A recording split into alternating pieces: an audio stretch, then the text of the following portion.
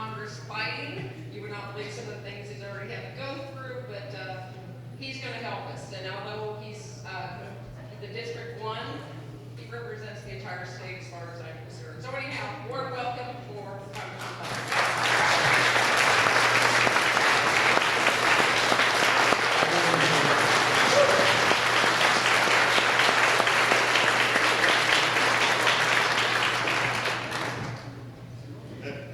Admittedly, that felt very nice. I don't deserve it, but thank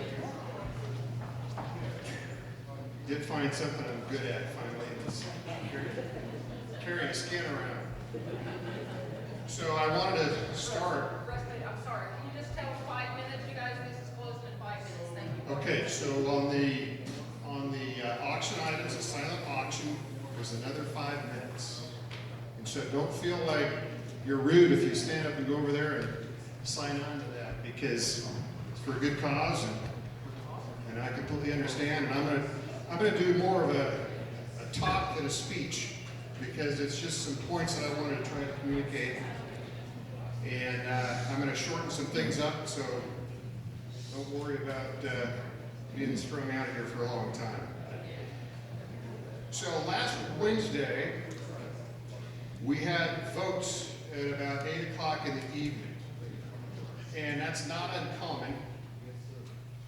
And typically, I take the route from my office through the tunnel to the house, from House Office Building over to the Capitol.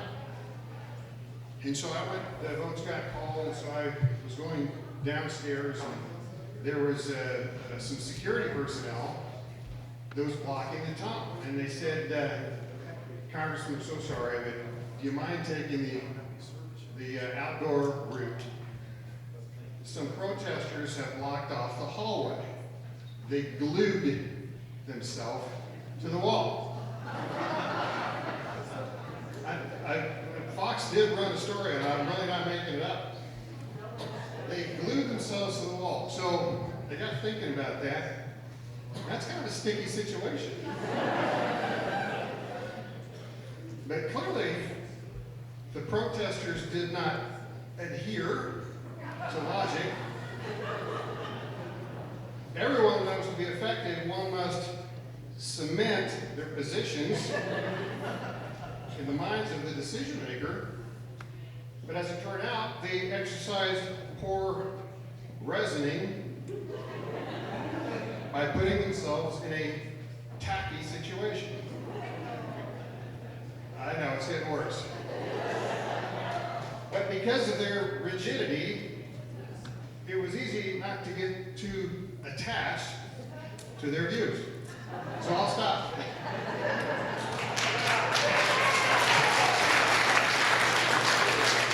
Now you know what I did on the plane from Denver to Idaho Falls. Thanks for sticking with me. So, DC environment. The world that I work in on the House side in Congress. I'm gonna just abbreviate, try to give you a picture, and then drill down a little bit. But the Democrat majority in the House is absolutely committed to being in an anti-Trump position, and it's not really so much anti-Republican; it's anti-administration. It's anti-Trump. That is the agenda. It's not policy-centric so much as it is Trump-centric, administration-centric.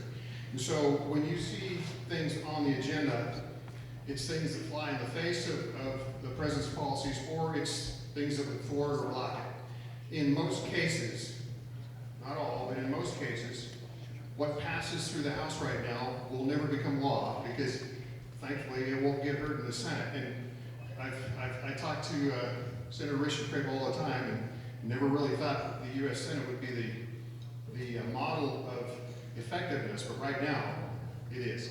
And so they're blocking a lot of very negative things. The Republicans, for the most part, in the House side, are reasonably unified. And I did not serve in the time when they were in the majority. I realize, or at least I'm told, that there was a lot of friction. I can tell you there's not so much at this point. We're in the minority. You kind of have to stick together. So, and there is some significant momentum on that front. there has been a number of successes in thwarting some of what the Democrats were trying to do. But that Democrat Party is also going through their own crisis internally. Nancy is, the Speaker has her agenda, and she has kind of geared all of her focus to, as I mentioned, be anti-administration, but I don't think she was planning on some young upstarts that were just gobbling media attention. And, you know, if you call them the squad or whatever, from my point of view, there is not a lot of influence that they have in the chamber. Other members, from what I can tell, don't follow them. They're not in a situation where they're leading in that sense. Where they're leading is in the media. And the media loves it because it's out there, it's outlandish. And it gives them a place to take their media, but it's ironic that that's also typically the tool that Nancy has had at her disposal. And so they truly are in a crisis there. Chaos really does reign on a lot of days there. There was something that transpired here just a week ago that most people didn't really realize, or at least that I can tell. The Speaker was talking on the floor about a pending impeachment, or a vote related to impeachment. And she used the word racist in identifying the president. And that is clearly against House rules. There's a primary rule: you do not personalize your debate on the House floor. You can do it elsewhere, but you can't do it on the House floor debate. And so she was immediately called on it. Emmanuel Cleaver from Missouri, Democrat from Missouri, was in the chair while the Speaker was speaking, and he knew that she was outside the rules. But if he ruled against her, then she would be banned from the floor for 24 hours. So he did something that we can't even find record of, unless you go back to Civil War era. But Emmanuel Cleaver vacated the chair. And that's akin to a military operation where the soldiers say, you know what, we abandon post. We're not gonna do it. Or for that matter, you elect me to represent you, and I say, okay, I'm gonna do all the job except for vote. So that's the kind of chaos that's going on. It's an incredibly politically charged environment. I don't need to tell you that. Quick summaries. Here's what's transpired in the House, or in terms of what's on the agenda there. Open borders and amnesty on the Democrat side. The push to get illegals to vote. The federal government taking over elections, that's already been passed. Again, thankfully not become law, but that's what was passed. The counties would have nothing to do with elections. The taxpayers would pay for federal campaigns. Gender being eliminated from U.S. law. Think about that for a minute. Eliminating gender and the ramifications that could have if it were ever passed outside or becoming the law. The largest shutdown in the history of the country. Climate change, climate change, climate change, climate change. Anti-Israel positions. The Green New Deal, we could talk a week about that, but that would decimate our economy and our place in the worldwide competitive system. Late, even post-term abortions. In 3 years and about $40 million of investigations that have turned up nothing. Contrast that, and I want to be clear here, this is to a large extent with the initiative of the president. Since Donald Trump became president, the United States has been reestablished as the worldwide power. Our energy exports are about 2x what they were prior. Unemployment is at an all-time low, economic growth an all-time high. The capital of Israel's been moved to Jerusalem, which, by the way, that was not a President Trump decision, and moving the embassy, the U.S. Embassy, to Jerusalem. That was an act of Congress and I believe 1998. It had just never been executed. So know that. The Korean activity on nuclear launches and explosions has stopped. The military has been refinanced. There's 2 judges on the Supreme Court, and yes, there really is some progress being made with a barrier on the southern border. So there are things that are being accomplished, but it is having to happen the hard way. I will tell you, I've interacted with the president on multiple occasions now, not one-on-one yet. But this guy is a machine. I mean, he's about 20 years older than me, and I go hard, but he never stops. And there's another characteristic about him, just on a personal observation, where most of us are wired in such a way, if we get enough criticism, if we get enough people attacking us, it tends to wear on you. This guy feeds on it. Okay? He feeds on it. And if there is not chaos, if things start to run too smooth, he'll go tweet something or fire somebody. He's got to have the chaos. But in all honesty, I've actually seen that before. There's a character trait there. Ward Parkins, the founder of Micron, he was that way. He had to have chaos. Steve Jobs, Apple, had to have chaos. Jack Tramiel, Commodore, Atari, had to have chaos. If things was going smooth, they weren't doing enough. They weren't doing something right. They feed on it. And so, personally, I think he's the right guy at the right time. But if you take all those things I just listed, Democrat, Republican, you can summarize them in one word, generally speaking, which the Democrats are their agenda is socialism. What the president and the Republicans are promoting, generally speaking, is conservatism. And this was not rehearsed with what Mr. Bundy said, but it fits. Because I want to, if you'll bear with me just for a second, a theory. The conflict in DC is playing out here, as evidenced by what Mr. Bundy was just talking about, and vice versa. The human component of that battle is socialism, generally speaking, versus conservatism. Government control versus the power of the citizen. That's at the human level. But that's ultimately a symptom of the greater battle, which is a Christian worldview versus a secular worldview. And again, this was not rehearsed, but I agree with you. This, ultimately, folks, is a spiritual battle. And I can guarantee you that this man's family felt it. The Hammonds felt it. On a lesser extent, but yet very, very real. I have felt it, and I know many of you have too. This is a spiritual battle. You put a stake in the ground, you're going to get hit. And it's your, are you willing to do it? Are you willing to stand?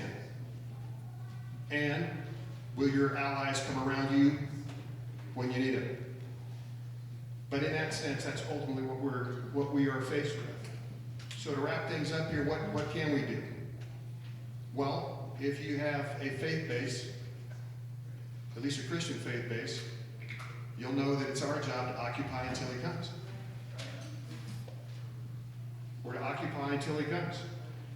We live in a republic. We don't live in a democracy. I believe it was given to us by divine guidance. But a republic has a couple of prerequisites to it. It's got to have an informed citizenry. It's got to have an engaged citizenry. We need to know the law. In many cases, it's on our side when we have these conflicts. We need to know what that law is and engage with it. We have, across this state, an elected role called precinct committeemen that oftentimes never even get filled. Tremendous impact. Fill those seats. Again, this was not rehearsed, but I came in, I just got in this afternoon while Alex was talking. School boards. Get involved with the education system. The homeschool movement is an incredible movement. The school diversification overall, but while we have the public schools, you could argue the highest elected offices in the land are the school boards. It's our job to fill those seats. Is it fun? No. You get hit? Yeah. You get paid nothing. You get paid nothing in most cases. But it's our job to occupy till it comes. It's easy to say vote, but let me give you a specific example of why I want to drive that point home. One of the young ladies that gets a lot of attention right now is ABC. So I guess AOC, but I call her ABC. She was elected with less than 17,000 votes. All of us across the country have an approximate number of somewhere between 750,000 to 100,000 or a million people that we represent. She was elected with 17,000. What happens when the electorate chooses not to A, be informed, B, to engage? It's a struggle. And I know many of you have heard me say this before. The best way I know to identify how to define politics or governing is it's a struggle. It's a struggle for influence. And it ebbs and it flows. And it was a struggle in 1776. There's a struggle during the Civil War. It's a struggle today, and it'll be a struggle when our kids and grandkids are in the situation we're in. It's our job to occupy. So that's part of that struggle. Lastly, and I'll close with this, just a quick summary of what we're involved with. Our office and our personnel we are literally involved with just about everything. We know that running legislation is not going to be the way we make a ton of progress right now, because in most cases I won't get a hearing with the current leadership. But we have legislation out there. I think we have 36, 37 different bills, everything from water rights to resilient forest has to do with making things go to arbitration instead of legal battles in cases where harvests are being challenged, to a third federal judge in Idaho right now. Most of the Idaho cases, if you didn't know federally, are being tried by a out-of-state judge. In many cases, Rhode Island is sending a judge to Idaho to try federal cases because we're overloaded. We can get a judge on that front from Idaho. Born Alive bill, it's an interesting notion, but wouldn't it be appropriate once a baby was born that it wasn't killed?